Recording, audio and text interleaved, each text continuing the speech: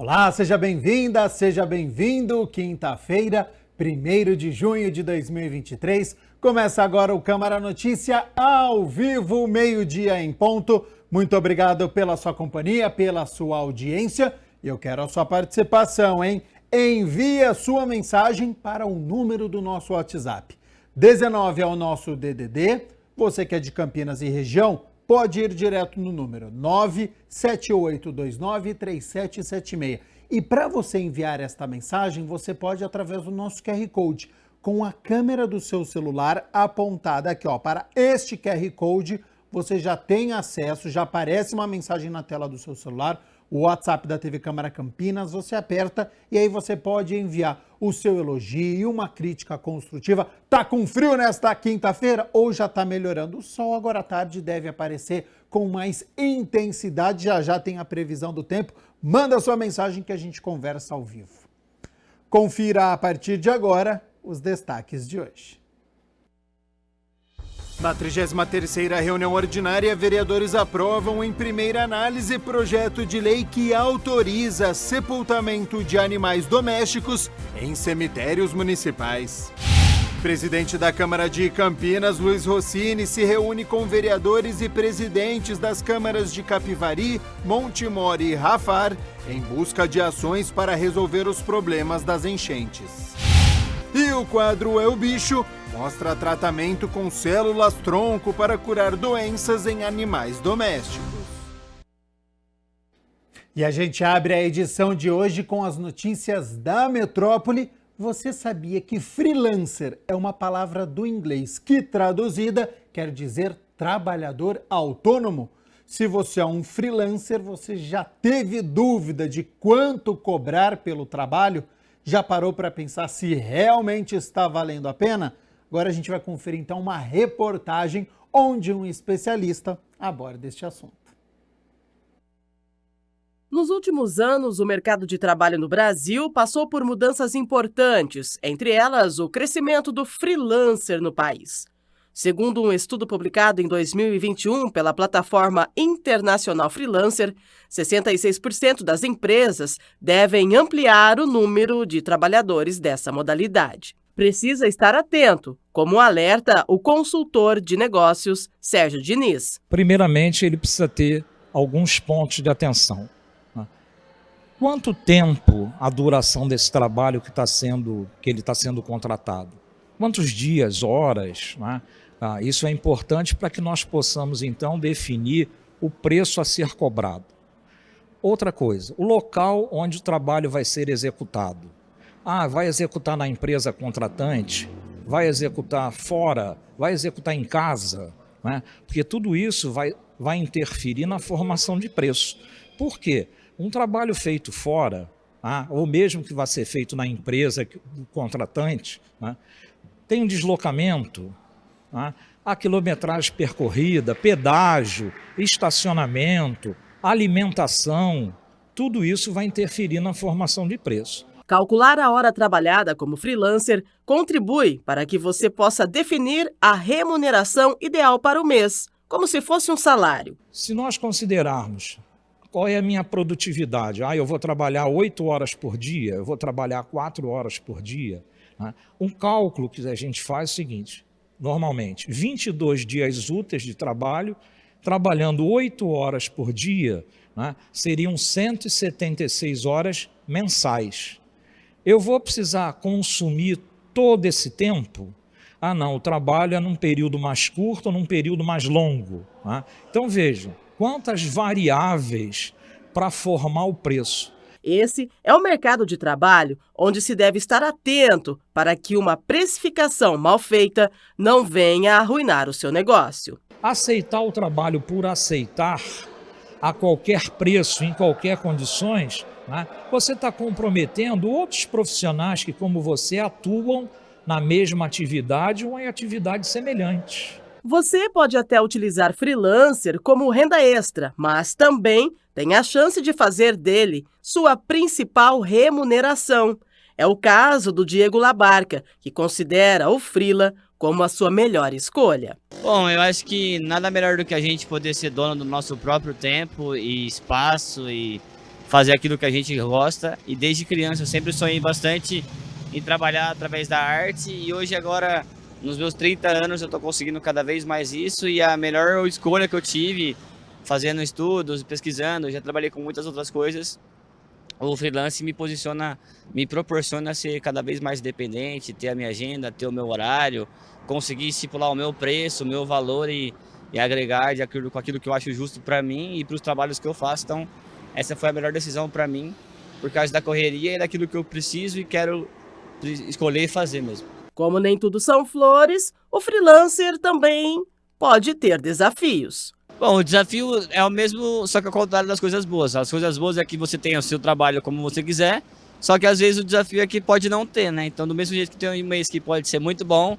tem um mês que pode ser mais fraco, e aí você depende do mês antigo, se você guardou ou não. Então, é uma vida legal, que você pode escolher aquilo que você quer, só que se você não se controlar e ter uma estrutura base, no outro mês que vier um mês mais difícil, mais complicado, aí você meio que complica. Diego conta que no início chegou a perder alguns trabalhos, até que se atentou à necessidade de abrir a microempresa. Bom, eu acho que o MEI é um caminho muito legal para se trabalhar. Primeiro porque você tem ali um respaldo de que você está fazendo tudo certinho, como deve ser feito.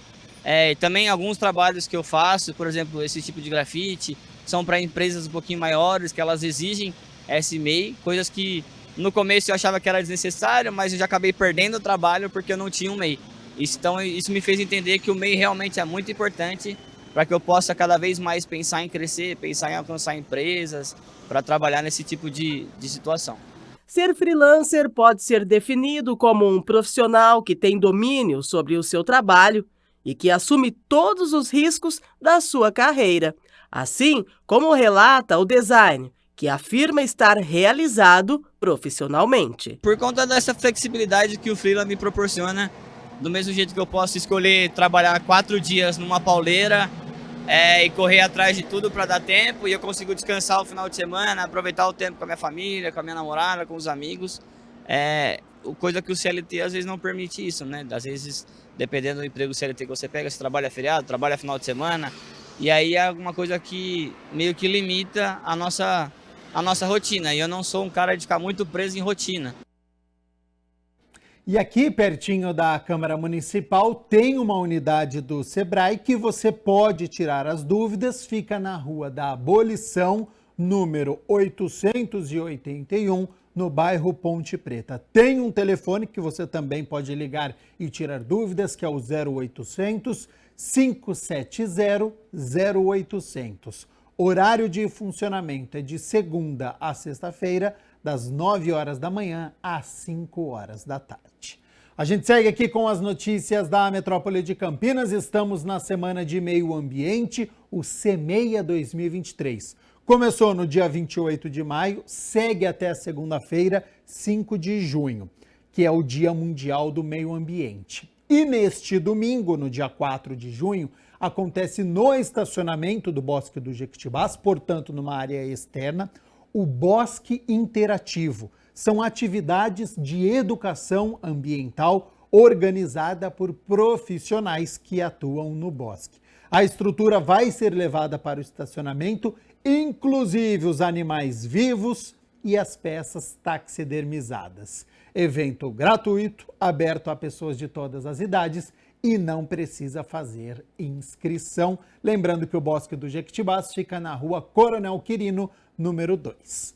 Bom, hora das notícias do Legislativo, porque ontem a primeira parte da reunião ordinária foi dedicada às comemorações do Dia Mundial do Meio Ambiente, também sobre destinação no valor de R$100 mil encaminhada por meio de emenda impositiva do presidente da Câmara, o vereador Luiz Rossini. O presidente da Câmara Municipal de Campinas, vereador Luiz Rossini, conduziu a primeira parte da 33ª reunião ordinária para apresentar as atividades que marcam as comemorações do Dia Mundial do Meio Ambiente, celebrado em 5 de junho, bem como a destinação no valor de R$100 mil, encaminhada por meio de emenda impositiva pelo parlamentar para ações do meio ambiente, além da SEMEIA, Semana Municipal do Meio Ambiente de 2023. Ela conta também com apoio e participação de diversas secretarias da Prefeitura de Campinas. E as ações descentralizadas, elas têm por objetivo, obviamente, atingir o maior número de pessoas, de todas as idades. Existem ações que são desenvolvidas envolvendo escolas municipais, estaduais, entidades ambientalistas, movimentos e a população em geral. Eu falei que fico feliz porque essa é uma lei de minha autoria de alguns anos atrás. E a ideia de ter uma semana para a gente refletir sobre a importância de preservar o meio ambiente, de desenvolver a consciência ecológica, cidadã, para que as pessoas compreendam a necessidade de vivermos num ambiente ecologicamente saudável e o que cada um pode fazer para contribuir com isso. Desde não jogar papel na rua, lixo em qualquer lugar, usar racionalmente os recursos naturais, água, energia, né? Ter uma postura efetivamente cidadã. A SEMEIA foi instituída por meio da Lei 10.450 pelo presidente da Casa, Luiz Rossini. A reunião também contou com a presença do Rogério Menezes, secretário municipal da Secretaria do Verde, Meio Ambiente e Desenvolvimento Sustentável do município. Todos os vereadores que têm tido um papel fundamental na aprovação das leis ambientais nessa última década. E na história de Campinas, essa última década ficará marcada pelo período de maior produção legislativa em temas ambientais.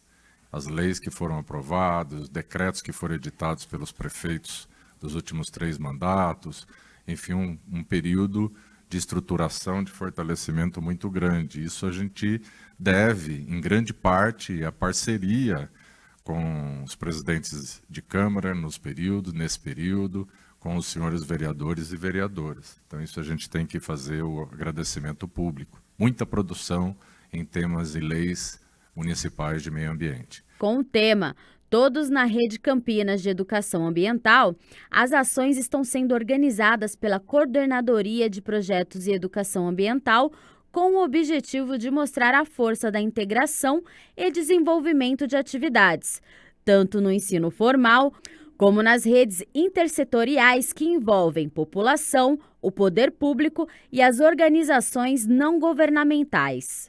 O vereador Rossini, além da ideia inicial, aportou também recursos de suas emendas impositivas, né? E a Secretaria do Verde, com a sua mobilização com as diretorias de ensino leste e oeste, que são parceiros nossos. Vereador, em breve nós vamos trazer um resultado fantástico. O senhor vai ser chamado, porque nós estamos, até o final desse ano, nós vamos ter 100 escolas com hortas desenvolvidas. 100 escolas da cidade, estaduais e algumas municipais, mas principalmente as estaduais, nessa parceria com o governo do estado. E isso está mudando a cabeça dos nossos jovens, porque está todo mundo lá com a mão na terra. Fico muito feliz assim, de ver como uma ideia ela evolui, né? Então a ideia de aportar o recurso para incrementar a Semana do Meio Ambiente, usar a arte como uma forma de expressão também da educação ambiental, veio numa resposta surpreendente, né? Essa união aí também com a cultura. Lembrando que todas as discussões você pode acompanhar no YouTube da TV Câmara Campinas. É só ir lá na aba ao vivo que você assiste a primeira parte na íntegra. Em seguida, na 33ª reunião ordinária, os vereadores aprovaram em primeira análise o projeto de autoria do prefeito que vai permitir que animais domésticos possam ser enterrados nos jazigos dos tutores. O líder de governo aqui na Câmara, o vereador Paulo Haddad, salientou a importância da proposta como política pública em Campinas. Porque hoje nós não temos um local exato para que você possa sepultar o seu animal. Muitas vezes esses animais são descartados, eles vão para o transbordo, né, que eles vão ser incinerados, né, que isso faz parte da destinação dos resíduos domésticos da cidade de Campinas, então são levados até os transbordos, são incinerados juntamente com todos os outros resíduos domésticos que Campinas produz. Enfim, eu acho que é uma forma muito triste de você destinar, né, um animal ou um companheiro, vamos colocar assim, que teve ali com você boa parte, né, ou parte da sua vida, ou a vida toda dele, enfim. Na discussão do projeto, que foi aprovado pela maioria, parlamentares apoiaram a iniciativa. Eu não vejo problema algum que seja destinado espaços nos cemitérios públicos para que as pessoas proprietárias ali os espaços possam, junto com seus familiares, como é convívio, né, com os animais, também possam destinar corretamente. Porque o que acontece, senhoras e senhores, é que muitas vezes o cadáver do animal fica exposto na via pública, fica em locais inadequados, e aí sim é um problema. Acho que o projeto é oportuno. Eu acho que os animais domésticos precisam realmente, caso o proprietário, caso o seu dono, caso aquele que o acolheu tenha interesse, fica a previsão legal de se enterrar no próprio jazigo da família. Acho que não há nada que contraria aqueles que não querem. É só não fazer isso, não ter esse procedimento. Mas legalizando, nós vamos dar uma conotação que Campinas sai na frente no sentido de mostrar a importância que se deve dar ao animal, em especial ao animal doméstico, mesmo depois de sua morte. O projeto de lei, que ainda vai passar pela votação do mérito, portanto, em segunda análise, especifica que será necessário preencher uma série de condições, entre elas haver certificado de óbito do animal emitido por veterinário registrado, atestando causa da morte e garantindo que não se tratou de uma doença transmissível a seres humanos, sendo, portanto, seguro proceder o sepultamento. O líder de governo na Câmara salientou os critérios para que a medida seja tomada aqui em Campinas. Claro que tudo isso passa por algumas regras, né? Então, nós temos que ter ali um atestado de um médico, né, veterinário, exatamente, que ele vai atestar que esse animal não tem nenhuma doença contagiosa para o ser humano, não vai contaminar ou contagiar as pessoas que vão manipular aquele animal, enfim. Isso também tem um aspecto ambiental de não poluição do meio ambiente. A gente sabe, né, que as pessoas que são sepultadas, elas acabam de alguma forma contaminando o lençol freático, enfim. Os animais também, da mesma forma. Então, essa destinação para os cemitérios públicos, Amarais, Souzas e também a Saudade, né, se poderão ser feitos desde que o dono ali do jazigo ele opte por fazê-lo. Quer assistir na íntegra todas as discussões e votações da 33ª reunião ordinária? É só acessar o YouTube da TV Câmara Campinas, vai lá na aba ao vivo e você confere também esta reunião ordinária. Você acompanha aqui embaixo, ó, youtube.com/TV Câmara Campinas.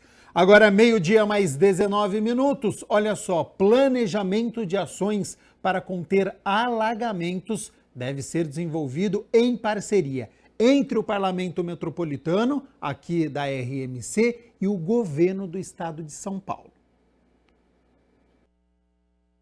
Uma reunião do presidente da Câmara de Campinas com vereadores e presidentes das câmaras de Capivari, Montemor e Rafard deu início a um fórum de discussões em busca de ações para resolver os problemas causados pelas enchentes que afetam a região. Essa é uma ação que foi iniciada no Parlamento Metropolitano, né, que é composto pelos presidentes das câmaras da região metropolitana. E hoje aqui em Campinas nós temos presidentes das câmaras de Rafard, Montemor e Capivari, e eu Campinas, né, para discutir uma ação necessária para enfrentar o problema das enchentes que assola parte de Campinas, mas também principalmente o município de Montemor, Capivari e Rafard. Essa comissão de presidentes esteve no DAE em São Paulo e agora veio para cá porque o DAE está disposto a investir para fazer esse trabalho de evitar as enchentes futuras, mas ele pediu que os municípios fizessem a sua lição de casa, que apresentassem os estudos, os termos de referência, qual a necessidade de cada município de ações, intervenções que tem que ser feita, desde desassoreamento e outras piscinões, fazer contenções. De acordo com o secretário municipal do Verde, Rogério Menezes, o Instituto de Pesquisas Tecnológicas apresentou recentemente um estudo de delimitação da planície de inundação do rio Capivari e afluentes. A pesquisa foi solicitada pelo município. Como Campinas acabou de realizar um estudo aprofundado sobre a drenagem na bacia do Capivari, simulando cenários futuros, contratamos o Instituto de Pesquisa Tecnológica e estamos com todos os dados na mão. Os demais municípios estão preocupados com as enchentes também em seus municípios. Então essa é uma reunião inicial, a partir do contato que foi feito lá com o Departamento de Águas e Energia do Estado, para que a gente possa fazer um fórum técnico de discussão sobre as soluções de macrodrenagem para se evitar fundamentalmente enchentes na bacia do rio Capivari, que é uma das maiores bacias que atravessa Campinas. Em Rafard, município que fica a cerca de 60 quilômetros de Campinas, mais de 100 famílias sofrem com a cheia do rio Capivari, como afirma o presidente Luiz Fernando. Nós, na cidade de Rafard, a gente tem uma problemática não muito grande, como a dos outros municípios, mas o rio, quando atinge ali 3,15 metros acima do seu nível normal, ele transborda e atinge mais ou menos 110 famílias na nossa cidade. Então essa interlocução entre as cidades, junto com o governo do estado, para achar solução viável e solucionar o problema é muito importante. Hoje a gente dá um primeiro passo aqui e espero que a gente avance no sentido de construir aí uma solução para o futuro e resolver o problema dessas pessoas. O presidente da Câmara de Montemor disse que a população sofre com os alagamentos. Ele enfatiza a importância do trabalho em conjunto. Precisamos ter uma justificativa a dar ao nosso povo, que sofre muito com essas enchentes. Campinas, parte de Campinas tem uma parte afetada, Montemor tem outra parte afetada, muito grande. Depois Capivari, que mais de 80% da cidade alaga, é feio. Depois Rafard. Então nós estamos tendo uma iniciativa que eu acho de extrema importância, através do parlamento, que foi marcada essa reunião lá no DAE. E depois a gente vai ter umas reuniões técnicas no dia 13 e no dia 23 uma reunião em Capivari, na Câmara de Capivari, para se decidir um passo importante na nossa cidade, através do DAE, do PCJ e das 4 cidades envolvidas. Luiz Rossini falou da expectativa da parceria com o governo do estado para a execução das obras necessárias para conter os alagamentos. Vai ser marcada uma reunião com o DAE, onde os municípios vão apresentar conjuntamente esses estudos, e a expectativa é que o estado financie as obras necessárias para a gente evitar que essas tragédias de enchentes aconteçam no futuro, né? Campinas sofre muito, mas contribui com isso, porque o Capivari praticamente nasce e passa por aqui, e muito dos dejetos, né, que é levado para o rio, acaba comprometendo os municípios a jusante. O presidente da Câmara, Luiz Rossini, recebeu o presidente da Associação dos Engenheiros e Arquitetos da Prefeitura Municipal de Campinas, que apresentou reivindicações.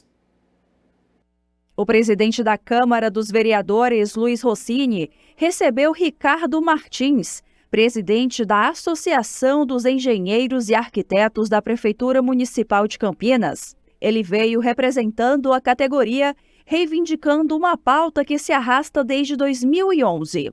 O presidente explicou o assunto. Através da Associação dos Engenheiros e Arquitetos da Prefeitura de Campinas, né, eles trouxeram um manifesto que vai ser entregue para todos os vereadores, que é uma pauta, uma reivindicação deles antiga. Hoje, os engenheiros e arquitetos, eles têm, por força de lei, direito a uma gratificação que é chamada de dedicação exclusiva. Como eles trabalham pela prefeitura, para a prefeitura, eles estão proibidos de exercer a sua atividade profissional de forma particular. Eles não podem assinar projetos que vão ser aprovados na prefeitura. Então, hoje eles já têm um percentual e há tempo eles pedem uma elevação desse percentual, né? Melhorar essa gratificação, porque em tese, se eles tivessem a possibilidade de atuar como autônomos, eles teriam um delta maior do que esse. A associação foi criada em 2004 com o objetivo de aprimorar a atuação das categorias no âmbito do Poder Executivo Municipal através de suas comissões. O presidente da associação veio em busca de apoio do Legislativo para dar agilidade sobre o assunto. Isso é um pleito nosso que caminha desde 2011, a revisão do percentual pago às carreiras de engenheiro e arquiteto da Prefeitura. Nós viemos pedir ao colegiado que nos apoie, porque esse pleito, na realidade, ele se arrasta, nós não entendemos esse motivo porque há tanto tempo. Que hoje nós estamos em praticamente 15 secretarias no município, somos em torno de 250 funcionários, engenheiros e arquitetos, e é mais que sabido da importância dessas carreiras para o desenvolvimento do município. Os vereadores Felipe Marquesi e Paulo Haddad se comprometeram a ajudar no que for possível. Nós, através desse manifesto da associação, através desse vereador, nós estaremos encaminhando mais uma vez ao Poder Executivo, agradecer também o líder de governo, Paulo Haddad, o presidente Rossini, que está também trabalhando nessa questão para que possamos marcar uma reunião juntamente com a associação, para que possamos discutir e que eles possam ser contemplados, então que as negociações possam ser reatadas na Prefeitura Municipal de Campinas, que eles possam ser ouvidos e que possa ter ações concretas, é o que eles vêm desejando há tantos anos. Eu acho que é uma pauta justa, né, uma pauta que deve ser levada até o Executivo, então isso passa, né, pela Câmara Municipal, veio através, né, dessa associação para a Câmara Municipal, e eu, como líder de governo, faço essa interlocução, seja de pautas importantes com a administração pública, seja a administração pública junto à Câmara Municipal. Então, é uma reivindicação justa e eu, com certeza, irei discutir, irei agendar uma reunião para que a gente possa ter mais informações e que a gente consiga caminhar, né, com essa demanda para que seja atendida, né, essa reivindicação desses engenheiros e arquitetos da Prefeitura Municipal de Campinas. A quarta reunião da Comissão Permanente dos Idosos, Aposentados e Pensionistas debateu um programa para a terceira idade. Acompanhem como foi. A quarta reunião ordinária da Comissão Permanente dos Idosos, Aposentados e Pensionistas, que tem como responsável o vereador Jair da Farmácia, foi realizada no plenarinho da Câmara Municipal. Essa reunião foi bem produtiva e muito interessante para que os idosos tenham mais qualidade de vida e eu gostaria que incentivasse eles também a entrar no programa, que é muito interessante. O assunto em pauta foi o programa Universidade. A convidada Alice Daniele, que é justamente a idealizadora do programa. É um programa que produz ali um processo de conhecimento e tem como objetivo a promoção de integração social do público com 50 anos ou mais. Então, o programa Universidade, ele já existe desde 2015, temos 9 anos aí de ações do programa Universidade. É um programa que tem como objetivo proporcionar para este público saúde e qualidade de vida, manter esse público ativo e integrado à sociedade. Então, o programa Universidade, hoje, ele desenvolve diversas ações para a comunidade. Ele consegue, com suas ações, manter este público ativo e posso dizer que com muita qualidade de vida, nossos alunos participam de diversas atividades do programa e estão integrados a toda a vida do campus universitário. Queria fazer uma pergunta, deixar esclarecido, quantas horas por semana e quantas vezes por semana que é esse programa, que é quem queira participar? É uma pergunta importante. Como eu disse, ele é bastante flexível. O programa Universidade, as atividades, elas têm uma flexibilidade, um dinamismo bastante grande. Então, o aluno não precisa ir todo dia, nem ficar o dia inteiro na Unicamp. Ele vai para a Unicamp de acordo com as escolhas que ele fizer das atividades. As atividades, elas podem ser oferecidas de diversas formas. Eu posso ter uma oficina, como acontece muito no eixo de esporte e lazer, que ela acontece o semestre inteiro. 1 ou 2 vezes por semana, 1 hora, 2 horas, 1h30. Então, se ela se inscrever, ela tem toda semana, ou às vezes tem atividade que acontece 2 vezes por semana, ela tem que participar dessa atividade. Em contrapartida, eu tenho uma atividade que é uma palestra, uma única palestra, que pode ser de 1 hora, 2 horas, 3 horas. O mínimo que a gente oferece é uma atividade de 1 hora, mas pode ser de até 3 horas, dependendo, explodindo 4 horas, dependendo do tipo de atividade. Ontem, a Comissão de Administração Pública se reuniu e deu parecer favorável a 2 projetos. Confira como foi. A 4ª reunião da Comissão de Administração Pública, que é presidida pelo vereador Fernando Mendes, teve Felipe Marquesi à frente dos trabalhos para análise de 2 projetos. Com a participação de Jorge Schneider e Igor Diego, que é o suplente de Mendes, a equipe deu parecer favorável à proposta dos vereadores Luiz Cirilo e Marcelo Silva, que altera dispositivos da Lei 15.963 de 2020, que estabeleceu normas gerais sobre o procedimento administrativo no âmbito da administração direta e indireta do município de Campinas. Outro projeto que recebeu parecer favorável foi de autoria de Marcelo Silva, que acrescenta dispositivos à Lei 14.072 de 2011, que autorizou o Poder Executivo a instalar academias de ginástica ao ar livre do município de Campinas, a fim de viabilizar a formalização de convênios para disponibilizar profissionais de educação física nas academias ao ar livre instaladas em Campinas. Ao final, Marquesi falou da importância do trabalho da Comissão de Administração Pública. Estou aqui só substituindo, o vereador Fernando Mendes, que está em Brasília. Eu tive a honra de poder estar presidindo. Já fui presidente dessa comissão no biênio anterior e sempre é bom poder estar participando dessa comissão, que é uma das mais importantes dessa casa. E os 2 projetos que foram aprovados nessa tarde seguirão ao plenário, que é soberano, para decidir, sendo ele favorável ou não. Se for favorável, segue para o Poder Executivo, para o prefeito, poder estar sancionando a lei para o município de Campinas. Projetos importantes dos vereadores, do vereador Luiz Cirilo, do vereador Marcelo Silva, que se dedicou, que apresentou, passou pela relatoria, no jurídico do meu gabinete, no qual montamos o parecer para poder estar votando nesta tarde nessa comissão, e agora vai seguir aí os trâmites da casa até chegar ao plenário. 12:00 mais 33 minutos. Muito obrigado pela sua companhia, pela sua audiência. Nós estamos ao vivo nesta quinta-feira e olha só, tratamento com células-tronco ainda parece algo muito longe da nossa realidade. Mas saiba que essa tecnologia já chegou até mesmo para os animais no tratamento de algumas doenças. E sobre este assunto você confere a partir de agora no nosso quadro É o Bicho.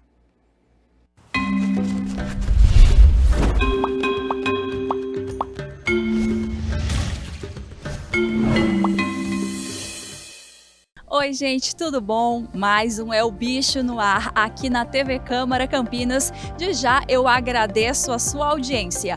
Hoje eu tô aqui diretamente do Hospital Veterinário da PUC de Campinas para falar sobre tratamento de células-tronco. Já ouviu falar desse procedimento? Para que serve? Como funciona? A gente vai dar todos esses detalhes, todas essas informações no É o Bicho de hoje. Me acompanha!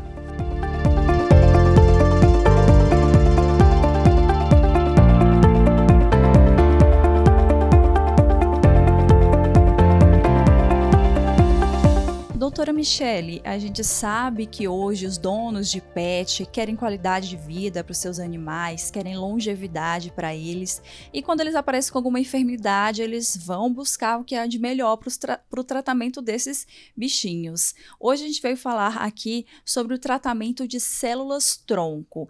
É uma coisa que parece ainda aos nossos ouvidos uma coisa bem moderna, parece coisa assim de cinema. O que se trata esse procedimento aí? No que ele pode ser usado aí nos nossos animais? Oi, Dalila. Então, a terapia com células-tronco, ela vem ganhando um mercado cada vez maior, né? Quando a gente fala de terapia celular, a gente sabe que a terapia com células-tronco hoje fazem parte, né, do que a gente chama de medicina regenerativa, que tem um grande intuito, que é restabelecer aquele tecido que está lesionado o mais próximo do fisiológico possível. E a terapia com células-tronco consegue trazer isso para os nossos pacientes. Quando a gente está falando de terapia celular, é importante a gente saber que tipo de célula, né, a gente está utilizando. Então, para essas terapêuticas, a gente utiliza células-tronco mesenquimais.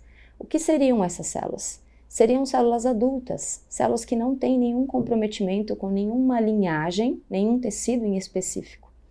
E mediante aquela doença, né, que a gente aplica essas células, elas são capazes de sentirem aquele microambiente, né, de serem perceptíveis àquele microambiente, e elas exercem várias funções, né?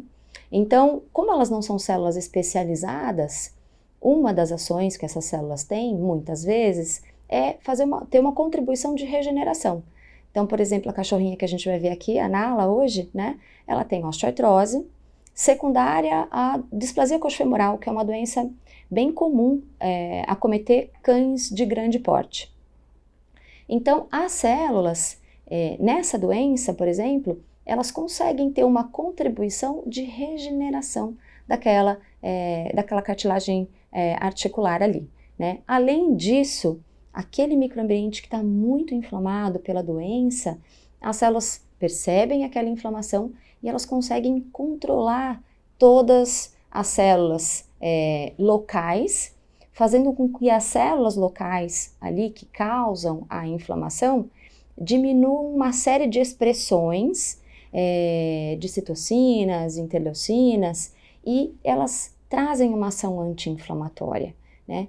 Então não é só isso, na verdade, existem várias ações, mas o que é bacana é que quando a gente aplica essas células, por exemplo, dentro da articulação desses pacientes, que a osteoartrose é uma doença que traz um prejuízo à qualidade de vida do animal, né?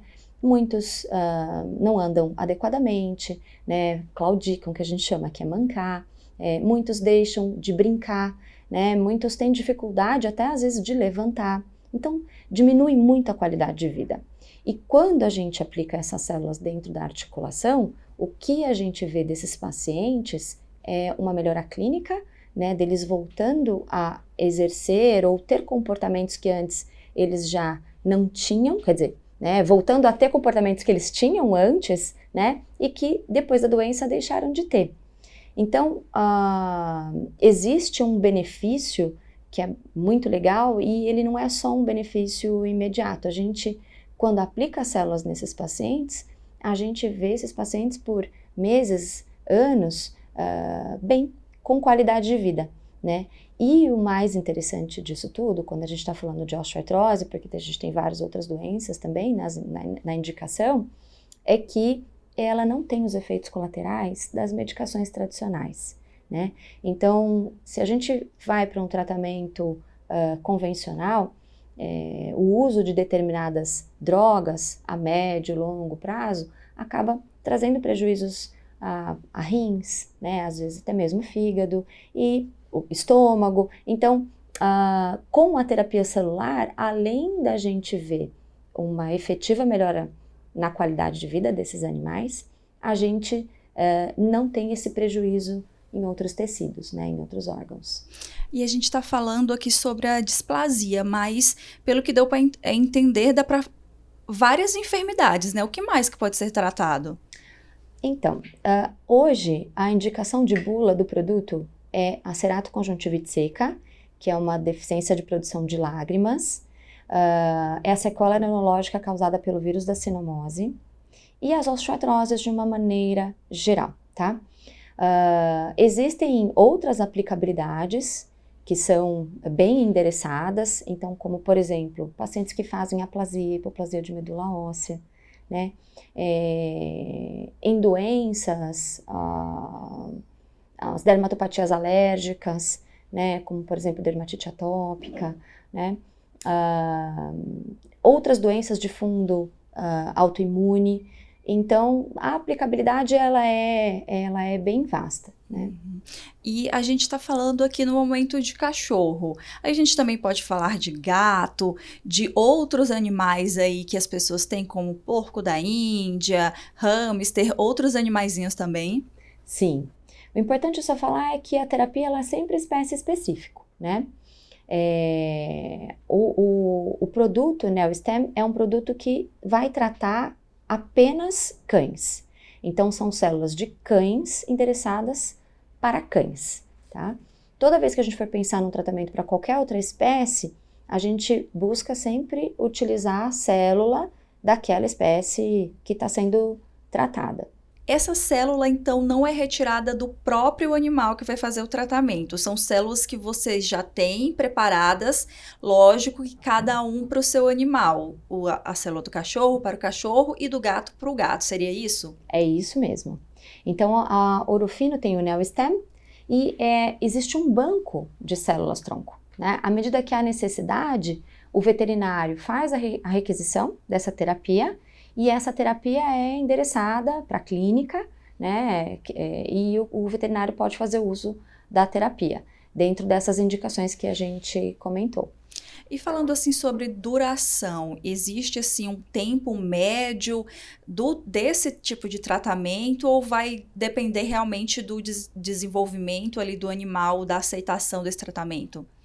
Então, depende da doença que a gente está falando. E depende não só da doença, do tipo de doença e da severidade da doença, né?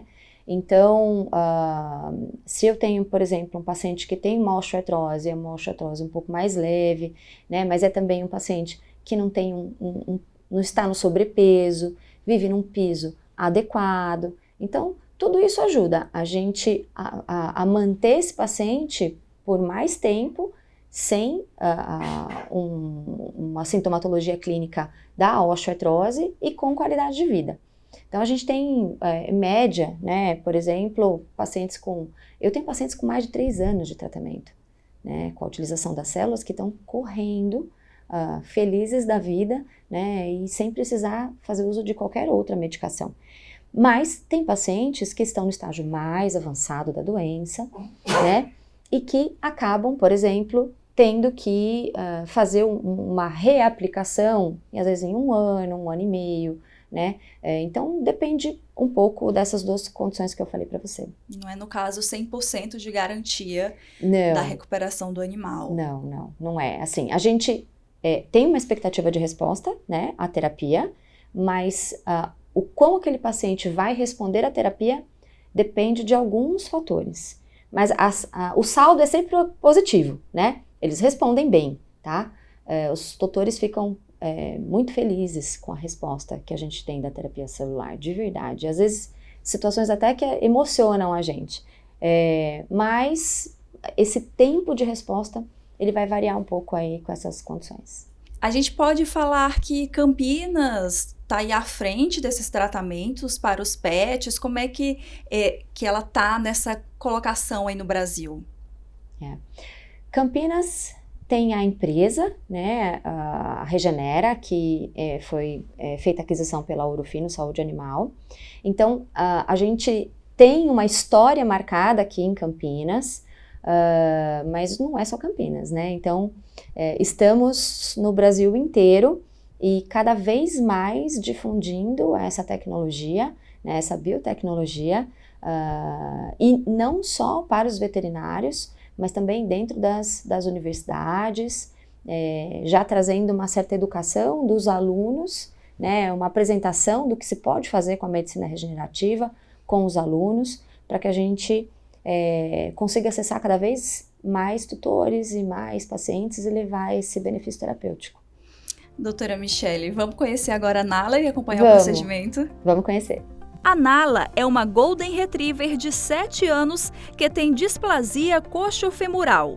Quando ela se exercita muito, acaba mancando das patas traseiras. Hoje, ela vai fazer sua segunda aplicação do tratamento com células-tronco.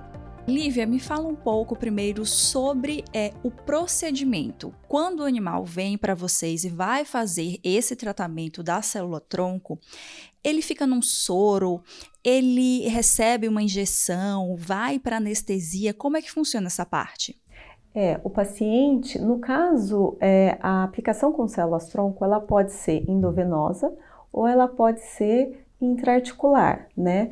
No caso da paciente que iremos realizar hoje, a aplicação ela é intraarticular.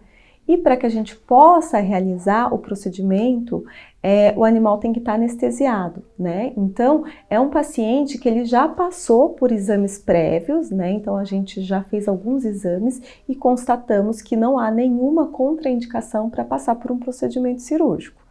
E aí, no dia do procedimento, ele vem, a gente vai fazer uma sedação, vai preparar a região do procedimento, né? Então, no caso, a articulação em questão que a gente vai aplicar as células-troncos, a gente faz uma tricotomia dessa região, prepara para o procedimento cirúrgico para a gente poder fazer a aplicação. Então, é uma aplicação intraarticular, a gente usa uma seringa com uma agulha um pouco mais longa para poder chegar na articulação e introduzir as células dentro dessa articulação.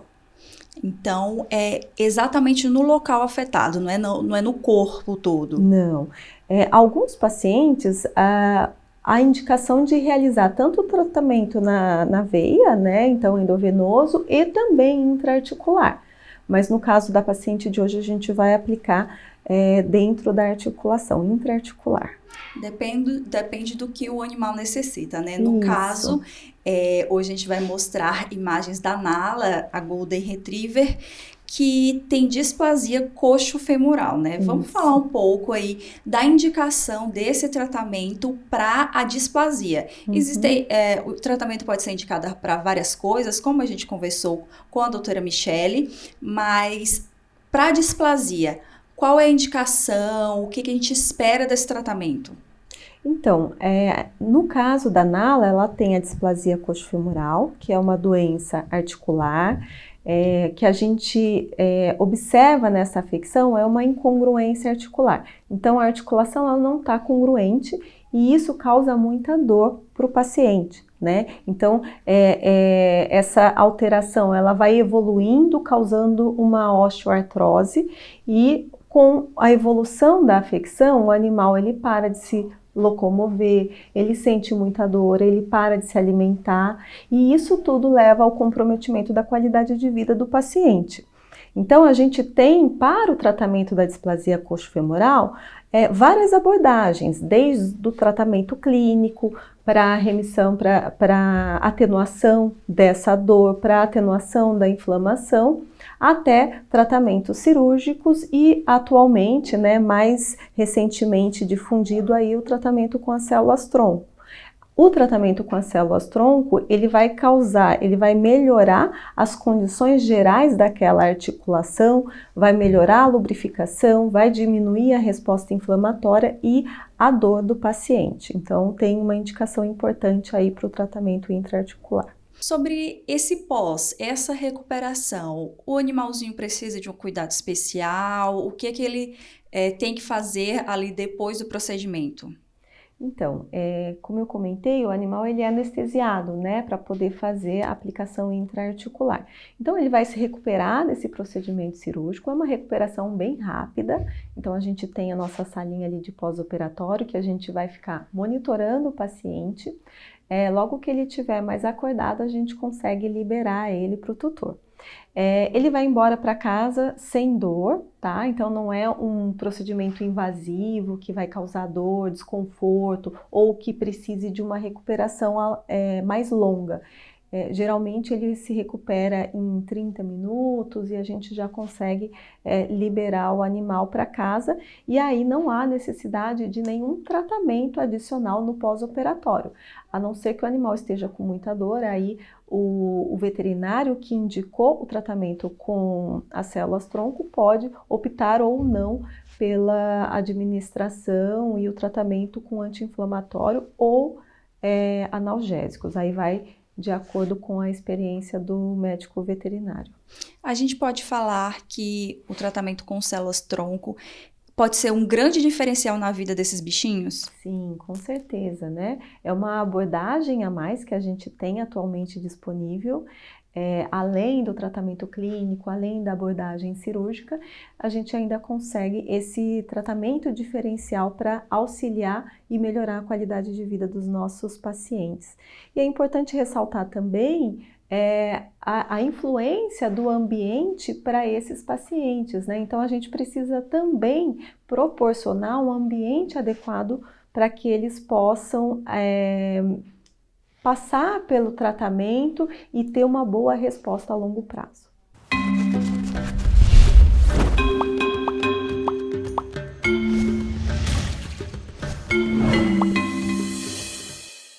A gente segue aqui com o nosso Câmara Notícia porque recentemente foi celebrado o Dia Internacional da Epilepsia, que promoveu a conscientização sobre essa doença.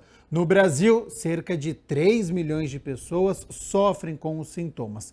Então, sobre a doença crônica e incidência em crianças, você acompanha a partir de agora o nosso quadro de saúde.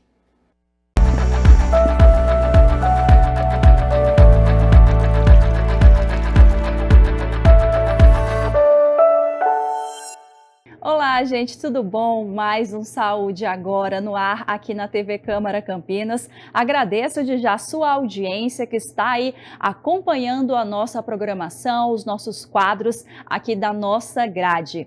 O Saúde Agora, a gente sempre traz alguma enfermidade, alguma doença, para a gente entender mais sobre ela, saber as características, tratamentos e todos os detalhes para informar você aí do outro lado. E hoje a gente vai falar sobre epilepsia infantil. A gente tem uns dados interessantes sobre esse assunto hoje e para conversar com a gente, nós trouxemos a Laura Vale, neurologista infantil. Laura, obrigada por dividir seu tempo e seu conhecimento com a gente. Eu que agradeço. Laura, antes da gente partir para a parte já infantil, a questão da epilepsia nessa fase mais jovem da criança, o que caracteriza um quadro de epilepsia, já para a gente começar de uma forma geral para os nossos espectadores entenderem? Tá.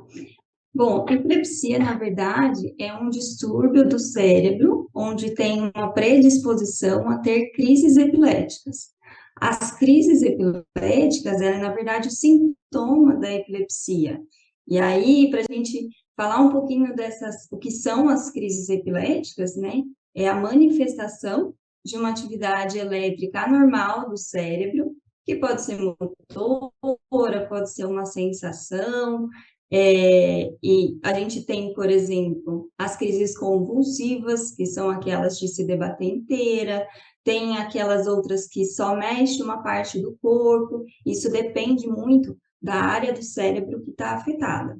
Então, a epilepsia não se trata de uma única epilepsia, são vários tipos de epilepsia, né? Especialmente na infância e na adolescência, que é uma faixa etária que é mais prevalente esse tipo de doença, né? E vai ser caracterizada pela crise epilética. Eu tenho um dado aqui, inclusive, dizendo que a epilepsia afeta aproximadamente 5 a 10 crianças a cada 1000. É um número bem alto, né? Exatamente, é bem prevalente na faixa etária. Abaixo de 1 ano de idade é muito mais comum. Aí, conforme vai ficando mais velha, essa prevalência vai diminuindo um pouco, mas ainda assim é bem frequente. E o que causa a epilepsia? Eu dei uma lida que a gente sempre vai ler um pouco para poder bater o nosso papo aqui. Parece que ela pode ter inúmeros fatores, né? Não é uma coisa apenas um ponto ali a ser investigado. Sim, a causa da epilepsia realmente são várias, né? A mais frequente é a causa genética, então tem as epilepsias de base genética e outras de causa mais estrutural. Então, muda-se a estrutura do cérebro, que pode levar a essa predisposição a ter crises epiléticas. Tem a questão genética, então vamos falar de um jeito assim bem... Vamos usar uns exemplos bem bobos aqui para ver se dá para entender. Vamos dizer que nossas célulazinhas aqui do cérebro, os neurônios, é uma questão física. Tipo, tem um neurônio que está para o lado errado, está menorzinho, maiorzinho. Seria algo assim, bem passando longe para tentar explicar? Deixa eu ver se eu vou conseguir explicar de uma maneira bem simples. A base genética, você muda a estrutura microscópica ali do neurônio, né? Então, ele tem uma alteração que predispõe ele a ser mais excitável, né? Dessa parte elétrica. A parte estrutural, você tem uma lesão. Então, por exemplo, a criança sofreu um AVC, ou ela teve uma meningoencefalite, e aí mudou a estrutura daquele neurônio, e ele fica mais excitável e mais predisposto a ter uma crise epilética. Tá. Deu para entender? Deu para entender, acho que ficou mais claro aí para todo mundo do outro lado. Você falou sobre um AVC ou alguma coisa assim, uma questão física de um acidente poderia desencadear também alguma pancada forte na cabeça, um acidente de carro, moto, algo assim? Sim, se tiver uma lesão da estrutura do cérebro, se isso resultar numa lesão estrutural do cérebro, também pode levar a ter crises epiléticas. Isso a gente está falando, por enquanto, só do fator genético e agora uma questão mais física. Tem outros fatores também, não sei, qualidade de vida, alimentação, alguma coisa nesse sentido? Alguma questão relacionada a isso, eu acredito que não, porque isso não vai gerar epilepsia. Pode gerar crises epiléticas, mas a gente não considera epilepsia. Por quê? Por exemplo, a hipoglicemia pode gerar uma crise epilética, mas isso não caracteriza a epilepsia. A epilepsia, a gente precisa ter 2 ou mais crises no intervalo aí de 24 horas para a gente caracterizar como tendo doença epilepsia. Uma crise epilética isolada, aí não caracteriza mesmo esse tipo de doença. Entendido. E agora, indo aqui para o público que a gente estava falando no começo, infantil, crianças, pré-adolescentes, você já falou que parece que crianças estão mais predispostas. Tem alguma explicação aí? Na verdade, é por conta da maturação cerebral, né? Então, o cérebro, nessa fase da infância até a fase da adolescência, ele está se desenvolvendo de uma velocidade muito rápida. E isso pode predispor a ter pequenos choquinhos ali durante essa maturação. Então, na formação do neurônio, pode predispor a ter esses choquinhos. Por isso, na faixa etária pediátrica é muito comum. E esses choquinhos aí no cérebro, nessa primeira infância, nessa fase que a criança está desenvolvendo, pode gerar algum tipo de consequência mais para frente, ou é algo que a criança vai ter ali e não vai afetar o desenvolvimento? Então, é muito frequente as epilepsias autolimitadas da infância. O que é isso? É aquela que tem uma idade de início para começar e que se resolve na infância mesmo. Não perdura para a vida adulta e não tem nenhum tipo de sequela, nenhum impacto no desenvolvimento. Quando você tem alguma lesão, igual a gente comentou, alguma lesão estrutural do cérebro, a estrutura do cérebro está diferente, ele teve um AVC, a criança ou adolescente teve um AVC, ou tem alguma alteração genética mais específica que pode evoluir com crises de mais difícil controle e aí ter um impacto mais significativo no desenvolvimento. Mas não necessariamente é da crise epilética. pode ser da condição de base desse paciente. Tá certo? Na primeira crise, os pais já devem correr com a criança para entender o que é essa causa, o que pode vir mais para frente? Na primeira crise, é importante ter uma avaliação no pronto-socorro, para a gente ter certeza que não teve nenhuma lesão, que o exame neurológico, né, que é muito importante, a gente valoriza muito a clínica, está normal, mas inicialmente não precisa de nenhuma investigação na primeira crise. Quando essa criança, esse adolescente começa a ter mais crises, aí a gente começa a investigar, fazer um eletroencefalo, às vezes fazer um exame de imagem, né, para investigar o porquê que está tendo essa crise. Nesse momento que os pais passam por uma situação dessa, qual seria o profissional indicado a procurar? É o pediatra, o neurologista já? Como é que os pais podem se orientar nesse momento? Bom, na primeira crise é pronto-socorro, pediatria, né? Se eventualmente acontecer uma segunda ou até terceira crise, o ideal é procurar um neurologista infantil para ter uma melhor conduta do caso. Com esse acompanhamento de outros momentos que vai poder realmente bater o martelo e fazer o diagnóstico, né? Não dá para ser logo no primeiro momento.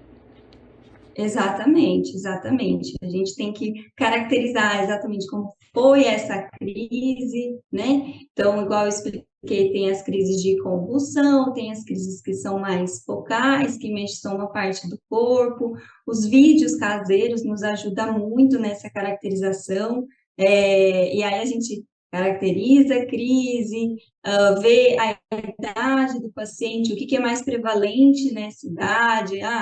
É mais prevalente uma epilepsia autolimitada, essas que são boazinhas, que se resolvem facilmente. Então, aí a gente vai conduzindo dessa maneira. Tem os tratamentos mais específicos, né, mais indicados para cada tipo de crise, para cada tipo de epilepsia, e aí um neurologista infantil vai estar apto a desvendar todo esse mistério depois da primeira crise, né, depois da segunda crise. A gente vai falar sobre o tratamento ainda, mas nesse primeiro momento, os pais às vezes ficam desesperados, né? O responsável, tutor, cuidadores, e a gente vê muita coisa por aí. Tem que fazer assim, tem que botar a criança de não sei que jeito, tem que dar água, tem que... O que é que a gente...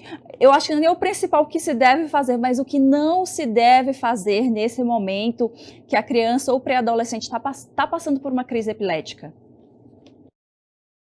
Sim, na crise de convulsão mesmo, aquela que se debate, que realmente é um pouco chocante, né, de ver, principalmente para os pais que não têm esse contato, né. Nesse momento, primeira coisa é manter a calma, né, é muito importante manter a calma, olhar para o relógio, porque o tempo de crise para nós é muito importante, colocar a criança de lado, porque pode sair saliva, pode até sair conteúdo do estômago, então deixar a criança de lado, proteger a cabeça, então colocar alguma coisa acolchoada embaixo da cabeça, só para que não fique batendo e não se machucar. É importante que não coloque nada na boca. Essa questão de que a língua enrola é um mito, então não colocar nada na boca e deixar que a crise, ela realmente passa. A maioria dessas crises convulsivas, elas cessam em 2 a 3 minutos. Se ficar mais prolongada, então a gente chegando aí com 5 minutos de crise, é importante que essa criança ou adolescente seja conduzido para o serviço de emergência, porque vai precisar muito provavelmente de uma medicação na veia. Por isso que o tempo é muito importante, né? Então, são rápidas essas crises, passam espontaneamente, mas se estiver muito prolongada, tem que procurar o serviço de emergência.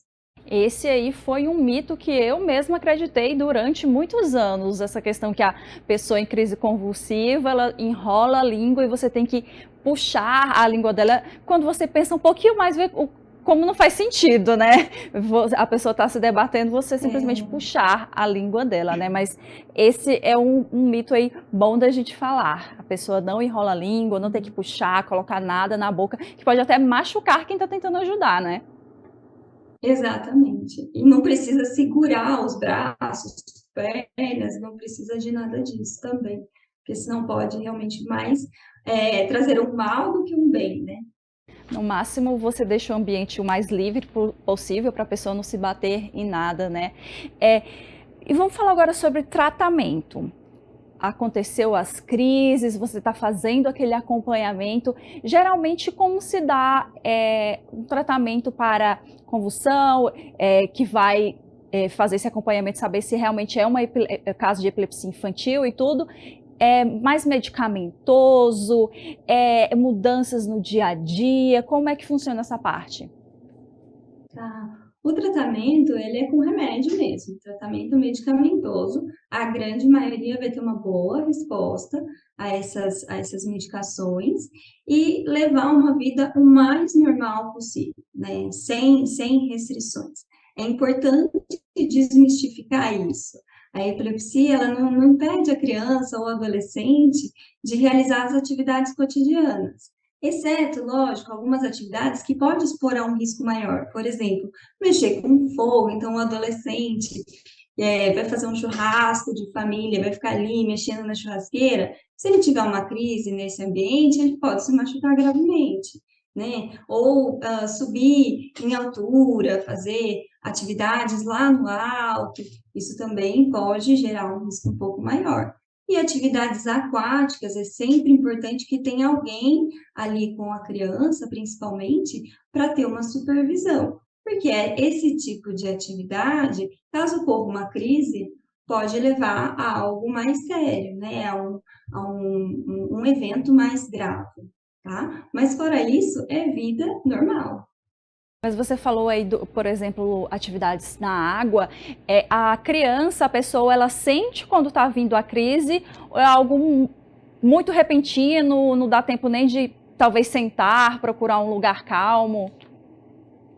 Tem das duas formas, né? Isso varia aí de acordo com o tipo de epilepsia, mais uma vez. Tem das duas formas, tem aquela que a criança sente que vai acontecer e aí consegue pelo menos buscar um lugar de segurança, mas tem aquelas que realmente não avisam. Eu li aqui sobre questão de estímulos luminosos e alteração do sono. Isso pode, vou usar uma palavra aqui, desencadear uma dessas crises? Tem alguns tipos de epilepsia, principalmente relacionada à parte genética, que estão desencadeadas pela fotoestimulação, que a gente fala, né? Então, tem uma frequência de estímulos luminosos e daí predispõe a ter a crise. E alguns outros tipos, que também é muito mais frequente ter a crise epilética durante o sono. Durante o sono, a nossa atividade cerebral, ela muda, né? E aí pode predispor ao aparecimento dessas crises epiléticas.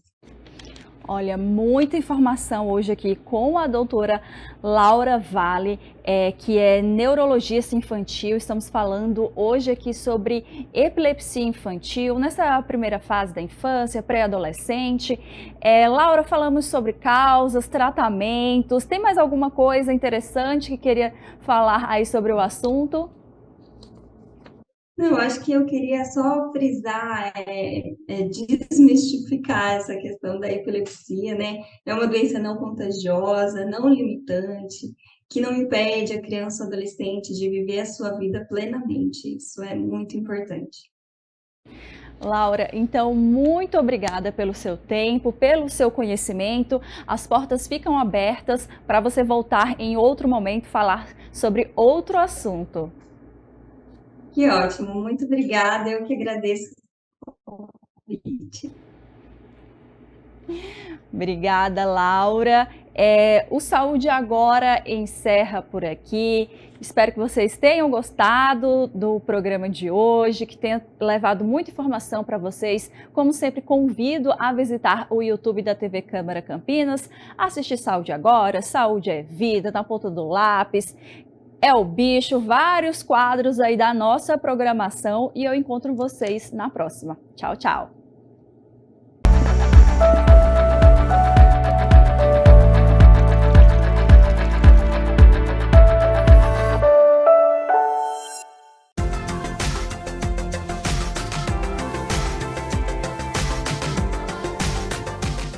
Nesta madrugada caiu uma chuva aqui na cidade de Campinas, mas hoje ao longo do dia não tem mais essa previsão, tempo estável e deve ficar assim durante um bom tempo, viu? Então amanhã, sexta-feira, o sol aparece com mais intensidade, a nebulosidade ela vai se afastando.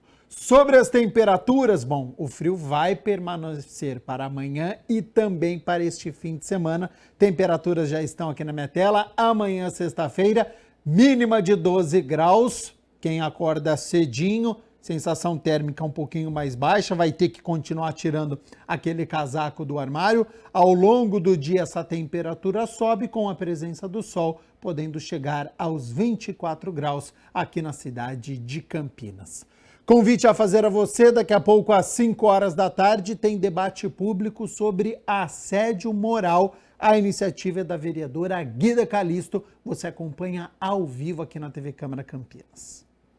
O nosso Câmara Notícia fica por aqui. Muito obrigado pela sua companhia, pela sua audiência. Continue então aqui na nossa programação e a gente volta amanhã ao meio-dia ao vivo. Até lá. Tchau, tchau.